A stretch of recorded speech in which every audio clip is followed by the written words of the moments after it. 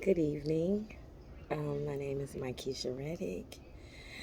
Today we are going to talk about initiatives and referendum. I think I'm saying that right. Um, an initiative is a process by which citizens can propose new laws or changes to existing laws, typically through the collection of certain number of signatures on a petition. The proposed law or amendment is then put on a ballot for voters to decide on, directly bypassing the traditional legislative process. A referendum, on the other hand, is a process by which citizens vote directly on a proposed law or amendment that has already been passed by the legislature. If a certain number of signatures are collected on a petition calling for a referendum on a law, it will be put on a ballot for voters to approve or reject. Both of them are forms of direct democracy, in which citizens have a more direct say in the laws and policies that affect them. So, in Arizona, the initiatives and referendums are created through the following process. For the initiatives, drafting the proposal, which the proponents on the initiative draft the proposed law or amendment and prepare a summary of the key provisions. Of course, they have to collect signatures. The proponents must collect a number of signatures equal to at least 10% of the number of voters who cast ballots in the most recent election. In 2021, the number was approximately 237,645 signatures.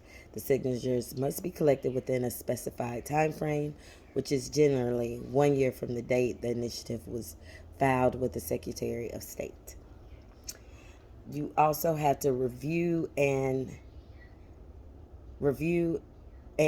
get a certification. The signatures are reviewed by the Secretary of State to ensure that they are valid and that the required number of signatures has been collected. If the initiative qualifies, it is placed on a ballot for voters to approve or reject. Now, the referendum, on the other hand, you have to go through legislative action. The proposed law or amendment is introduced and passed by the Arizona legislature. Like the initiative, you also have to collect signatures. If a certain number of registered voters in Arizona sign a petition within 90 days of the end of the legislative session, a referendum on the law will be placed on the ballot for voters to approve or reject. The number of signatures required um, is equal to at least 5% of the number of voters who cast ballots in the election. In 2021, the number was approximately 118,823 signatures. And then there's voting. Voters are given the opportunity to vote directly on the proposed law or amendment. If a majority of the voters approve, the law or amendment is enacted. If the majority of voters reject it, the law and amendment is not enacted. It is important that you know that the specific requirements and procedures for initiatives and referendums can change over time. So it is important to consult the relevant laws and regulations for the specific jurisdiction and time period in question. Initiatives and referendums are both processes that allow citizens to participate more directly in the legislative process, but there are important differences between the two. So, with an initiative, it is initiated by citizens and it gets to bypass the legislator, and it requires a petition signature, as I told you, of 10%, and it creates new laws. That's what the initiative do. It allows you to create new laws and changes to existing laws that the legislator has not acted on. Now, a referendum, on the other hand, it is initiated by the legislator or the citizens. It allows voters to approve and reject laws. It requires petition signatures, the same as the initiative. And this one, it affects existing laws. Referendums are typically used to um, repeal or approve laws that have already been passed by the legislator. So, the pros and cons of initiative. The pros of the initiatives is direct citizens participate. Initiatives allow citizens to participate more directly in the legislative process, bypassing the traditional channels of representative democracy. It also increases the accountability.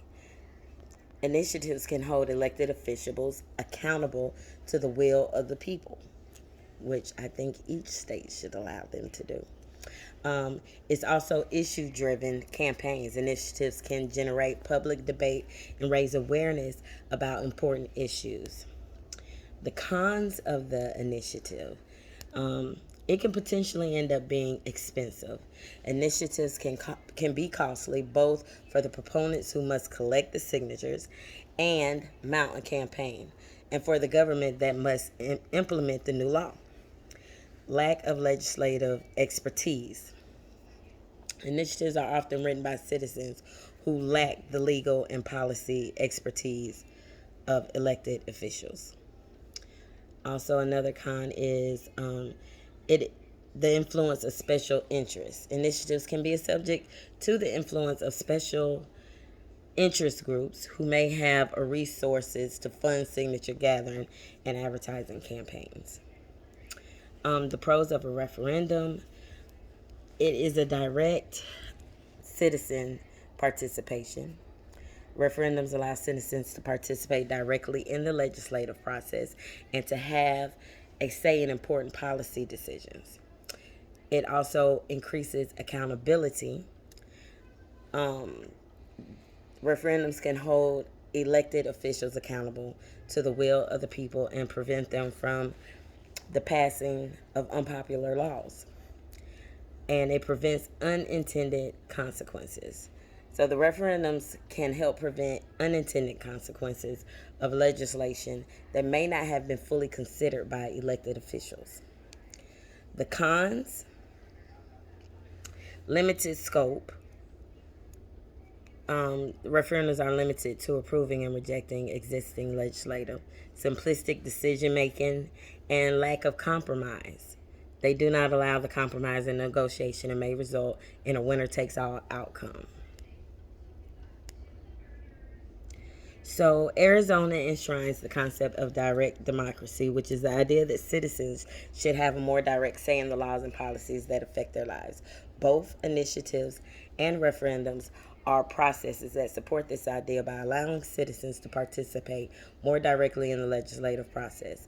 Initiatives allow citizens to propose new laws or changes to existing laws, bypassing the traditional channels of representative democracy. This process ensures that citizens can have a say in the laws that govern them rather than relying solely on the elected officials to represent their interests. And initiatives also provide a mechanism for citizens to bring important issues to the attention of lawmakers and to hold them accountable for their actions.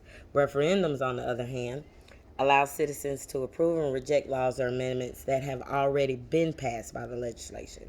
This process ensures that citizens have a more direct say in the policies that affect them and can prevent elected officials from passing laws that are unpopular or ill considered. Both of them are based on the principle of direct democracy, which is enshrined in Arizona. These processes allow citizens to participate more directly in the legislative process and to have a greater say in the laws and policies that affect their lives. By promoting direct democracy, the Arizona Constitution ensures their citizens have a voice in their government and are able to hold their elected officials accountable.